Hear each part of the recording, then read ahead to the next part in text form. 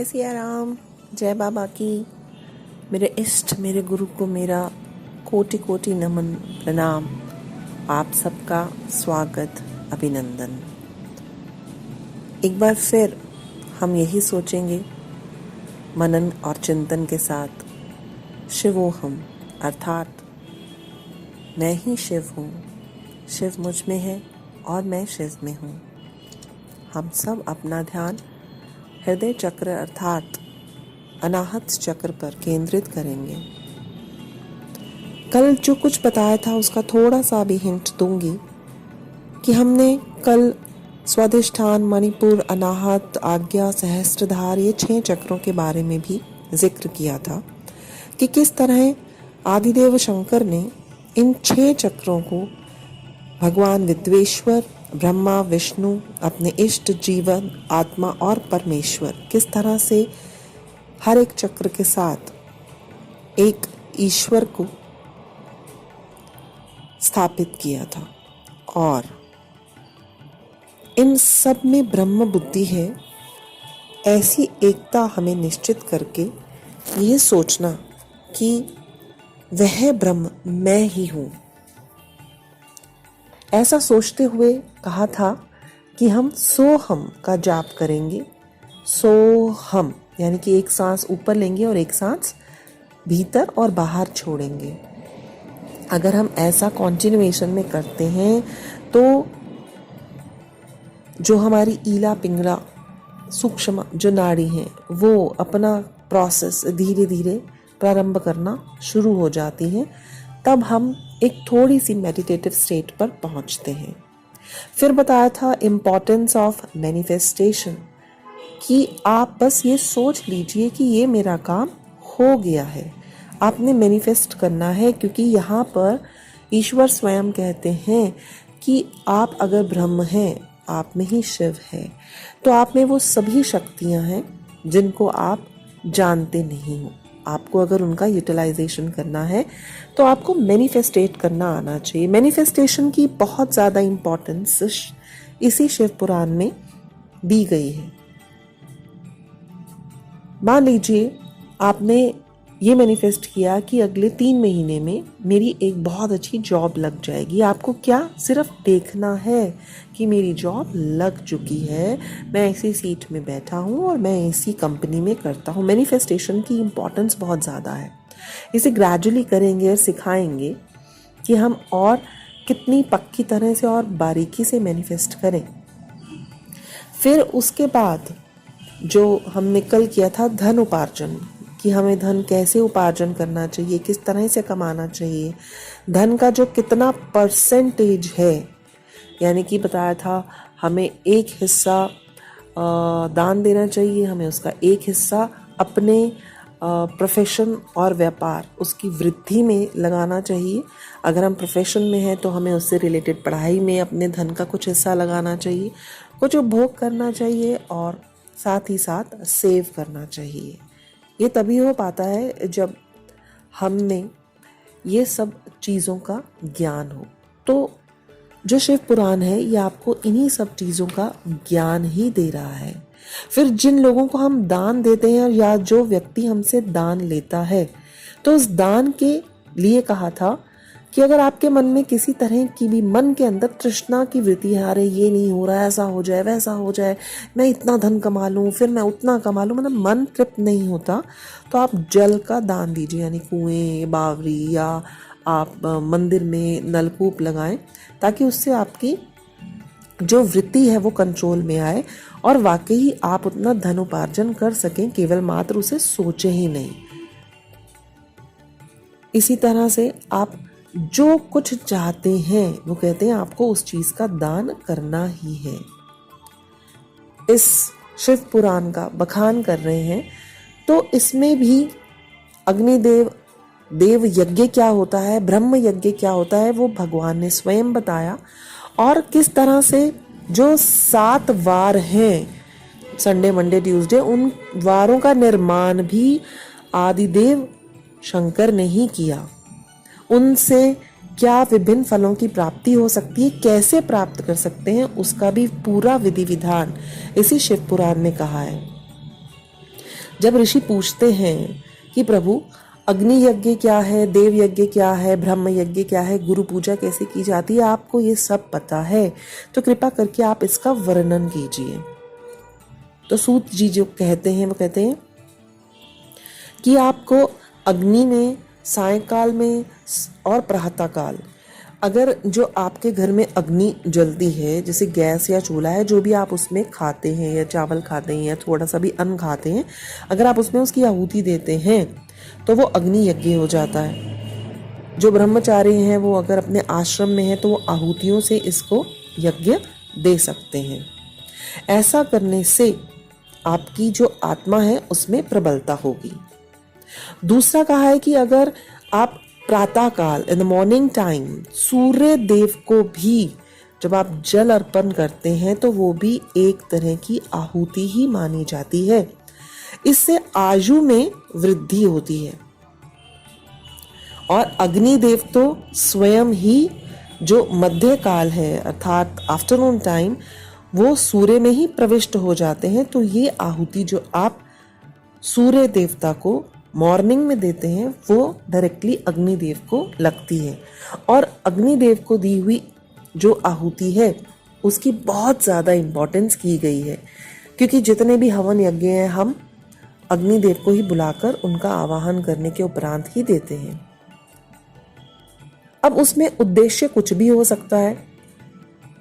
आप अपने रिलेशनशिप को अच्छा करने के लिए, या आप अपने मेंटल स्टेटस को अच्छा करने के लिए, आप अपने रोग निवृत्ति के करने के लिए, आप किसी भी एक मंशा को लेकर इस तरह का यज्ञ कर सकते हैं जो बहुत ही ज़्यादा आसान है। जो सृष्टि के आरंभ में महादेव जी ने सभी लोक में क्या कहा, उन्होंने कुछ वार यानी कि कुछ डेज की कल्पना कर ली, जिसमें से भगवान शिव ने संसार के जो रोग हैं, उन्हें मालूम था कलयुग होगा तो रोगी तो होंगे ही, और जो भगवान शिव हैं उन्हें वैद्य कहा जाता है, सबसे बड़ा वैद्य। आप सब जानते हैं कि जब भी कुछ भी बीमारी आती है या लोग बहुत ज़्यादा पीड़ा में होते हैं तो शिव भगवान के ही कितने स्तोत्र कहे जाते हैं कि आप उनका जप कीजिए, जाप कीजिए, हवन कीजिए, उसे अभिमंत्रित कीजिए, महामृत्युंजय का जप कीजिए। सो उन्होंने क्या कहा, जो सबसे पहला वार है उसकी उन्होंने कल्पना की, तो ईश्वर ने भी सबसे पहले मैनिफेस्ट किया। तो मैनिफेस्टेशन में भी जो लास्ट चैप्टर हम कर रहे थे तो उसमें भी कल्पना करी कि ऐसा होगा और हो गया। इसी कल्पना को भी आप पूर्ण रूप से ये करें कि मैं सोच नहीं रहा, ऐसा हो चुका है। तो उन्होंने जब ये कल्पना की कि जो आरोग्य प्रदान करने वाला सबसे पहला वार उन्होंने स्वयं को दे दिया। उसके बाद जो उनकी माया की शक्ति थी उसको दूसरा वार दे दिया। अगर किसी भी व्यक्ति जो जन्म लेता है बच्चा, उसकी कुछ दुर्गति हो जाती है बालक काल में, उसकी रक्षा करने के लिए भगवान ने एक कुमार, यानी कि कुमार कौन होता है, जो बहुत ज़्यादा एक्टिव होता है, उस वार की कल्पना की। अभी वो कल्पना कर रहे हैं कि ऐसा ऐसा होगा।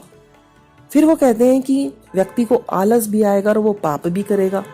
अब उसकी निवृत्ति के लिए भी उन्होंने एक वार सोच लिया।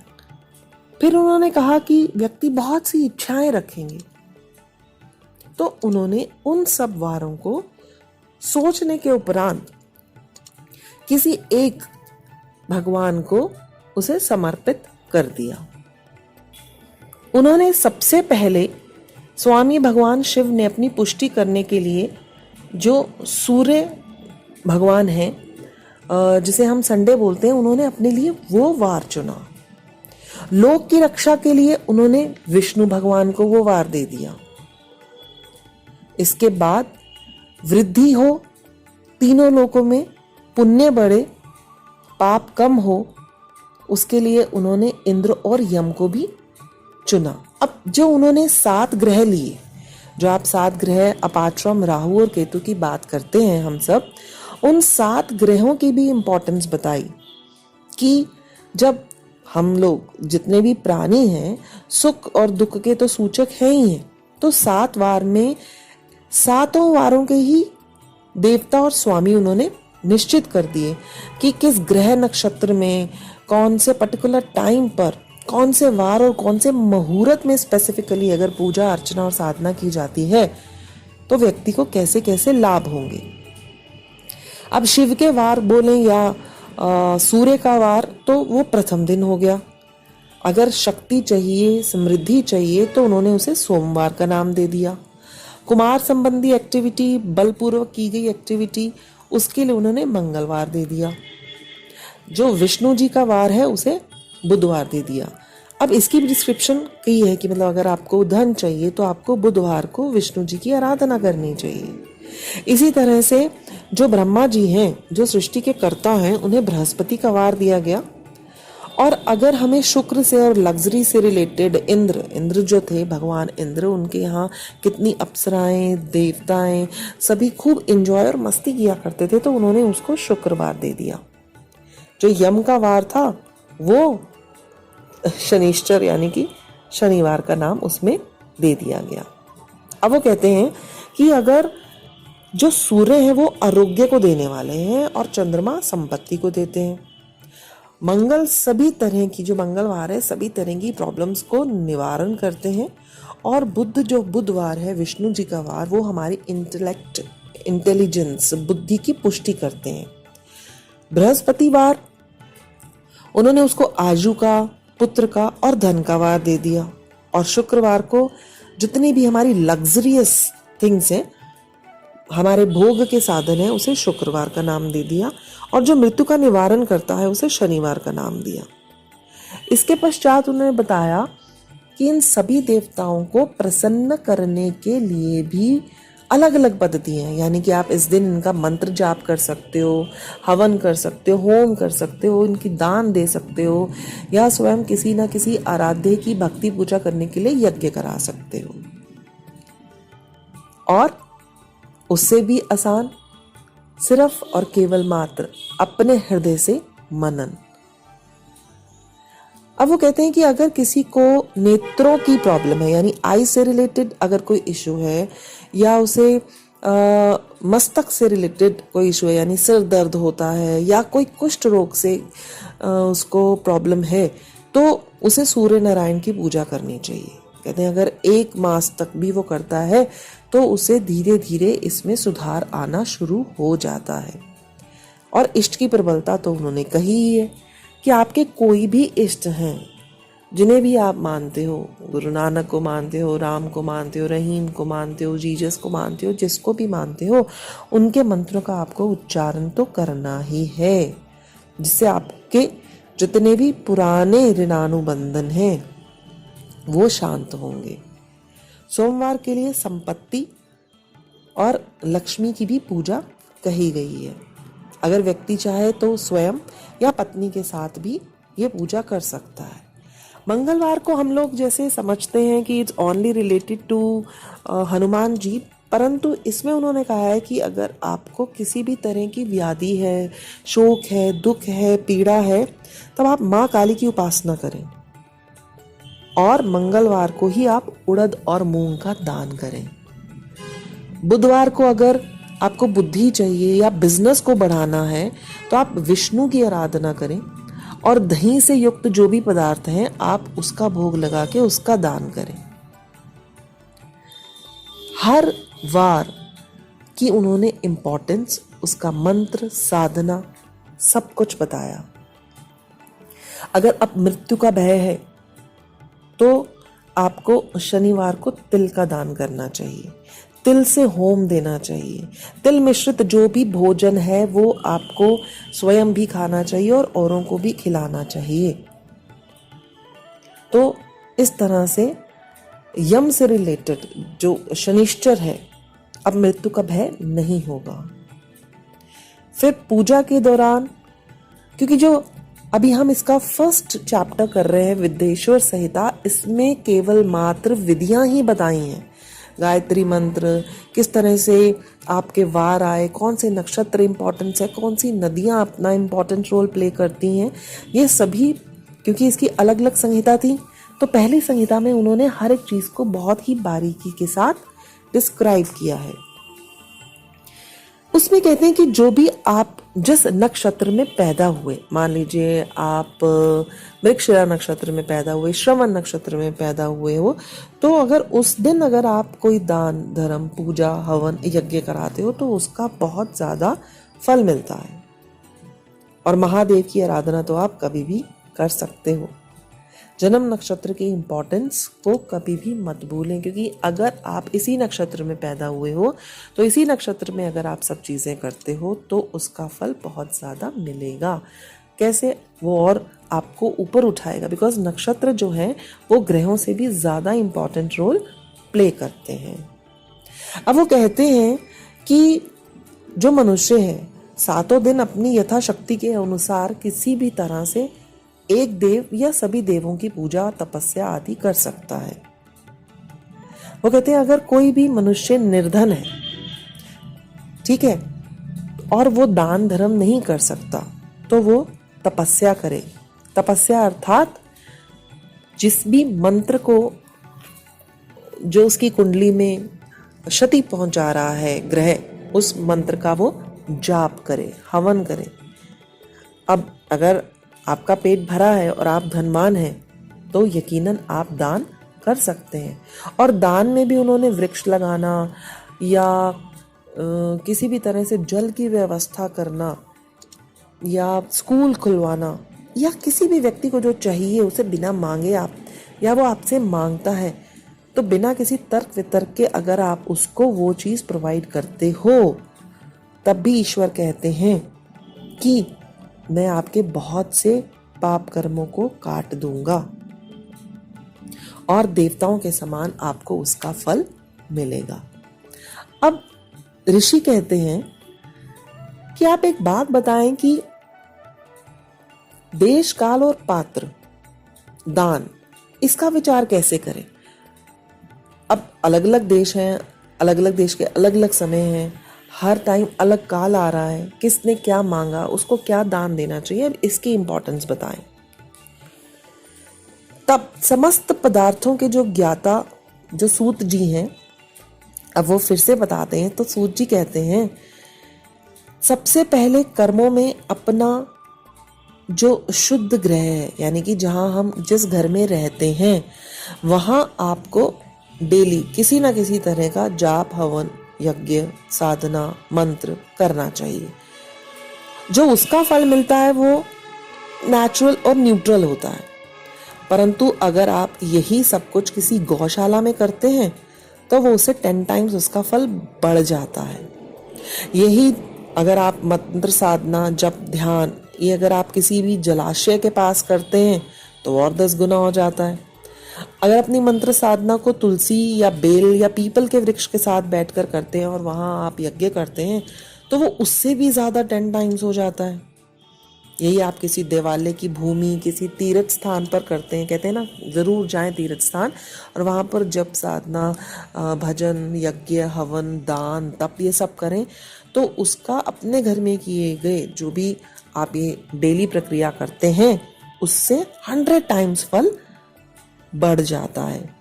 उन्होंने 7 प्रकार की सप्तगंगा कही हैं जो हमने लास्ट टाइम भी जिसका पूरी तरह से डिस्क्रिप्शन दिया था, जो गंगा गोदावरी कावेरी ताम्रपाणी सिंधु सरयू नर्मदा ये 7 तरह की सप्तगंगा का नाम है।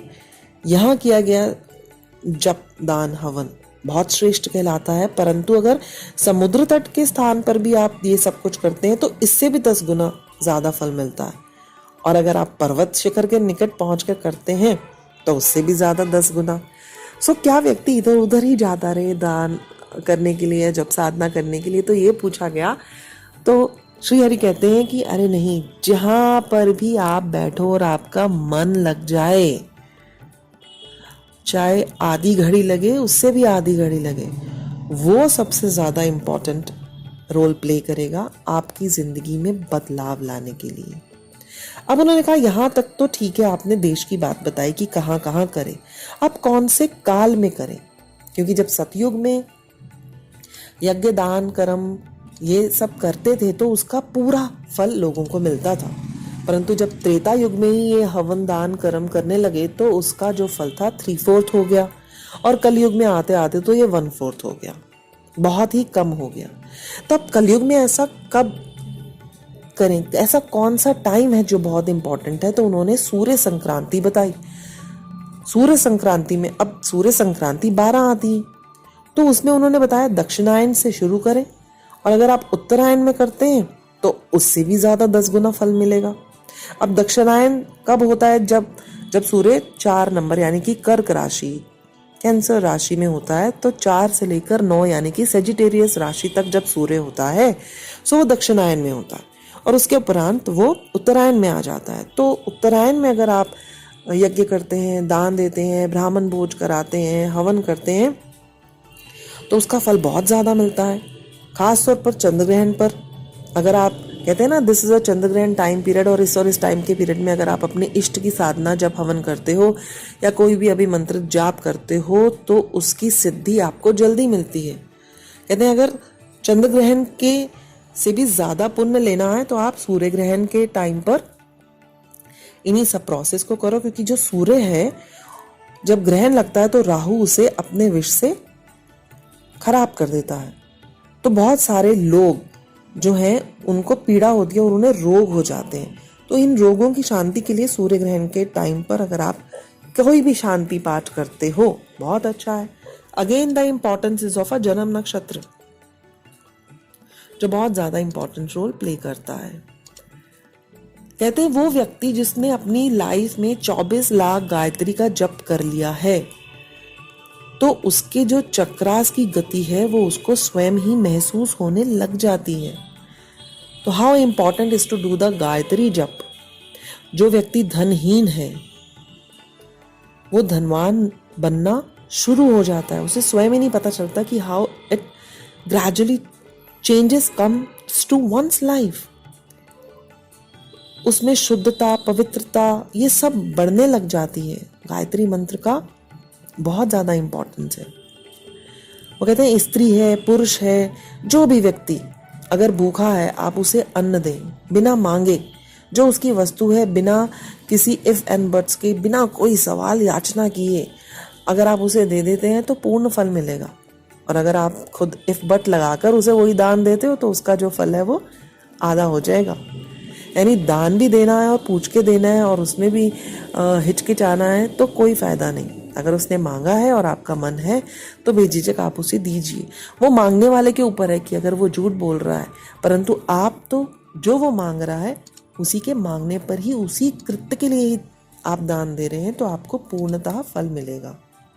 अब दान में आप गाय दान कर सकते हैं, भूमि, तिल, सोना, घी, खाने की पदार्थ, ये सभी वस्तुएं जो हैं आप दान दे सकते हैं।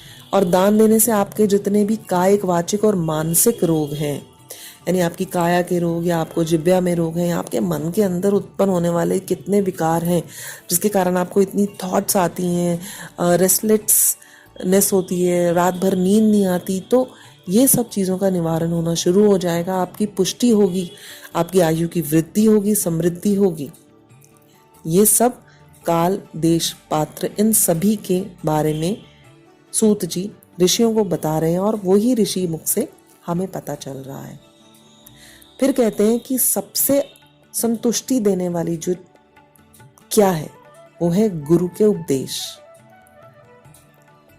उपदेश से जब व्यक्ति स्वयं को उसका बोध कराता है और उसके बाद बुद्धि में ये सब निश्चय कर लेता है तो उसे कर्मों का फल अवश्य मिलता है, क्योंकि उसके अंदर उच्च कोटि की आस्तिकता हो जाती है। उसे अब किसी तरह का भय नहीं होता, कोई अभाव नहीं होता उसे अपनी जिंदगी में, वो उसमें दरिद्रता ऐसा कुछ नहीं होता। वो मंत्र, स्तोत्र और जाप उसके अंदर कॉन्टिन्यूएशन में चलता ही रहता है। जिस किसी भी उपाय से हमें थोड़ा सा भी चेंज आना शुरू होता है तो सबसे पहला जो चेंज दिखता है वो हमें अपनी बुद्धि में दिखता है। जैसे ही बुद्धि में चेंज होता है हमारी प्रवृत्तियां बदलने लगती हैं। हमारा थॉट प्रोसेस चेंज होने लगता है, हमारी मैनिफेस्टेशन इम्प्रूव होने लगती है, हमारे सत्कर्म बढ़ने लगते हैं, हमारी तपस्या और दान बढ़ता है। तो जो हम सोचते हैं और जो हमारे भाग्य में नहीं लिखा होता वो हम इतनी पॉजिटिवली मैनिफेस्ट करते हैं कि वो हमें ना चाहते ना लिखते हुए भी वो मिलना शुरू हो जाता है। इसलिए कहते हैं कि किसी का बुरा सोचो भी मत, चाहो भी मत, और अपने लिए भी कुछ नेगेटिव थॉट्स आने ही मत दो। क्योंकि जब आप थोड़े से भी अपलिफ्ट होगे और आप जो सोचोगे वैसा होगा ही। या तो सोचो मत, और अगर सोचते हो तो बहुत अच्छा सोचो, क्योंकि जो अब आपकी बुद्धिमत्ता का स्तर है वो देवताओं के स्तर के साथ मिल जाता है। अब इस लोक में, परलोक में दान की महिमा, जप की महिमा, हर एक वार की महिमा, आपके नक्षत्र की महिमा, आपके जन्म नक्षत्र की महिमा, इष्ट की साधना, इन सभी से ईश्वर परायण जो हमारी बुद्धि बढ़ती है, अगेन आई एम एम्फसाइजिंग बुद्धि, जिससे ज्ञान आता है, और उस ज्ञान से what ever you want in your life you can attain. चाहे आप उसे भोग विलासिता में यूज करो या आप उसे मोक्ष के लिए, फल तो अवश्य मिलेगा ही। तो आज तो बहुत आनंद आया मुझे ये पढ़कर और सुनाकर। मुझे लग रहा है कि आप भी आज खूब सोच रहे होंगे कि कैसे मैं अपने आप को चेंज कर रहा हूँ, या अपने अंदर मैं वो चेंजेस देख रहा हूँ, या अगर नहीं देख पा रहा या कर पा रहा तो मुझे कैसे चेंज करना है, ताकि मेरी भी वो सभी पावर्स बढ़ें जो हर इंसान को उस परमपिता परमात्मा ने दी हैं। आप सब ने इसको सुना, वाचा, आप इसे खुद मनन करिए। आप क्या सुन रहे हैं, आप क्या चाहते हैं, और आप उस चीज़ को कैसे पा सकते हैं। मुझे पूरी उम्मीद है कि जो भोले बाबा बैठे हैं ना, वो सबकी मनोकामना पूर्ण करेंगे, क्योंकि वो बहुत दयालु हैं। आप सबने शिव पुराण को सुना और आप मेरी ज़िंदगी का हिस्सा बने, उसके लिए आप सबका हृदय से धन्यवाद। कल फिर मिलेंगे, तब तक के लिए प्रणाम।